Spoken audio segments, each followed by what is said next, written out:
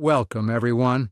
Today we're diving into a captivating conflict of faith and power from the Byzantine past. We're talking about a time when images weren't just art, but the very battleground of belief.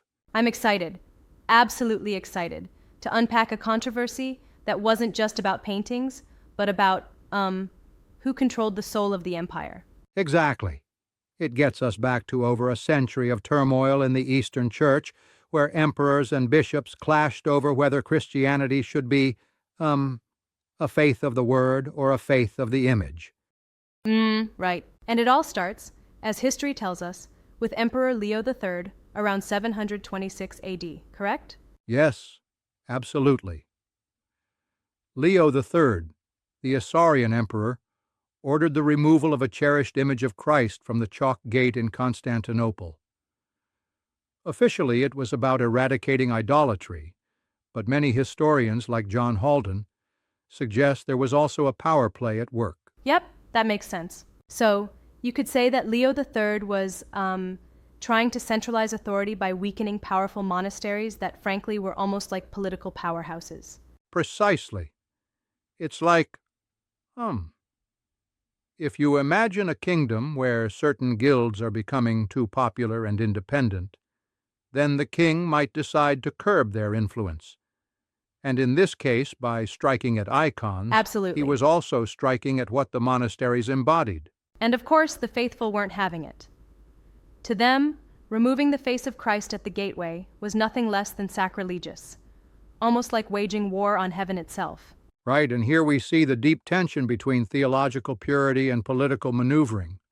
Moving forward, Leo's son, Constantine V, really escalated things. Yes, I read about that. Constantine V, oh boy, he wasn't content with just a subtle move. He was outright iconoclastic. Exactly. In 754, he convened the Council of Hieria, a massive gathering of bishops, to officially ban icons with the declaration, "If anyone dares to represent the divine image after the Incarnation, let him be anathema." Right, that's intense. And not just talk. The enforcement was brutal. Monks, who were the leading defenders of icons, faced curses, wipings, even imprisonment. It really shows how high the stakes were. It was a harsh crackdown that even echoed through the art and soul of the empire. You know, it's like they tried to erase a part of religious identity. Absolutely. But then, there was the intellectual counterattack from the iconophiles, right? I mean, John of Damascus comes to mind. Right. John of Damascus was a shining light in this turbulent time. Writing from the safety of Islamic territory, he hammered home a key point. If God became flesh in the person of Jesus, then why wouldn't his image, which comes with that incarnation, be honored? It's like saying, if you see the light, you can't hide it. Exactly. That argument really flips the script. Instead of saying, worship the material, it says, honor the Creator through the material. Exactly. And it challenges the notion that icons are inherently idolatrous. It's more like an acknowledgement of the mystery of the Incarnation. But here's an interesting twist. Some historians argue that there was another layer to this debate: cultural pressure. Right. You mean the influence of Islam. Since Islam forbids images in worship, some Byzantine emperors thought aligning with that practice might strengthen the empire against external threats. Yep, exactly. That's the complex part. The iconoclasm wasn't only a theological dispute. It was also a survival strategy amidst constant cultural and military pressures. So, in a way, the debate over images was fighting on two fronts: spiritual identity and geopolitical positioning. Correct.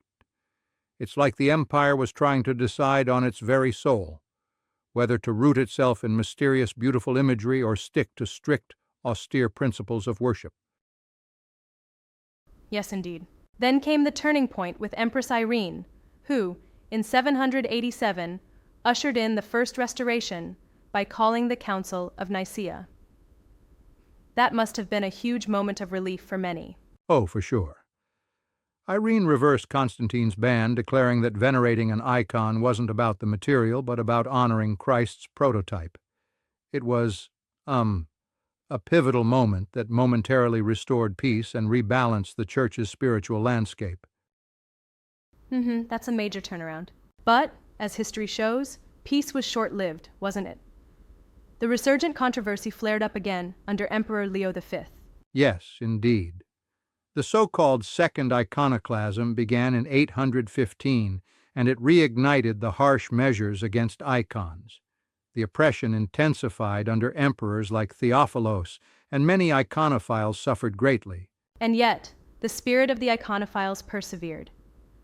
I've read accounts of secret monasteries, hidden icons, and even miraculous occurrences where icons supposedly wept or bled.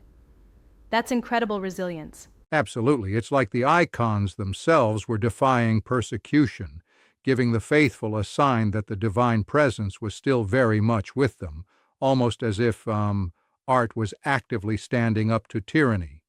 Yeah, that's a powerful image indeed. And then finally, in 843, Empress Theodora restored icons permanently, a moment celebrated as the Triumph of Orthodoxy. Exactly. That final, decisive restoration wasn't just a reversal. It was a cultural rebirth. Every year, Orthodox Christians commemorate that day with processions and hymns that celebrate the spiritual victory of imagery. It's almost like the icons became the voice of the Church. It really makes you think about how central imagery is to faith. I wonder, though, some might argue, doesn't too much emphasis on icons risk reducing spirituality to just, pretty pictures? That's a fair, respectful challenge. But the counterpoint is that for many, these images are not mere decoration. They're theological narratives, sermons in color and texture. They encapsulate centuries of tradition and, bring the divine into tangible form. Yes, that's compelling. It's fascinating how the Byzantine struggle shaped not just art, but the very essence of Orthodox worship. And juxtaposed with the West, they never faced a similar iconoclast crisis, did they? Indeed, while the West was busy navigating internal and external conflicts that ushered in the Dark Ages, Rome and its allies, like Popes Gregory II and III, embraced icons. That contrast is a reminder of how diverse the paths of cultural and religious evolution can be. Absolutely, it's like two different sides of the same coin. And when you look at Orthodox churches today, with their sumptuous iconography, you see the legacy of that intense debate. Icons as vessels of history, theology, and art all at once. Yes, it's like each icon tells a story not just of faith, but of survival, rebellion, and transformation over centuries. It's a vivid tapestry of history where art and theology interweave. I love that imagery. So, to wrap this up, the Iconoclast Controversy wasn't just a conflict over images.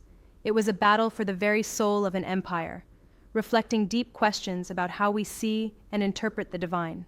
Exactly. It reminds us that history isn't simply a series of events. It's a living dialogue between belief, power, and cultural identity. And, it still challenges us today about how we understand and, connect with the sacred. Absolutely, that's the profound takeaway. I've really enjoyed unpacking all these layers: political power, spiritual identity, and the role of art. It's fascinating how one controversy over icons could shape an entire tradition. Yes, and it also offers a rich lesson that the way we imagine the divine, whether through words or images, profoundly influences our communities and our shared heritage. That's the beauty of history. Thanks for joining me on this deep dive into a world where art met power, and faith was literally painted. It's been a journey through time, reminding us that even centuries-old debates can still speak powerfully to us today.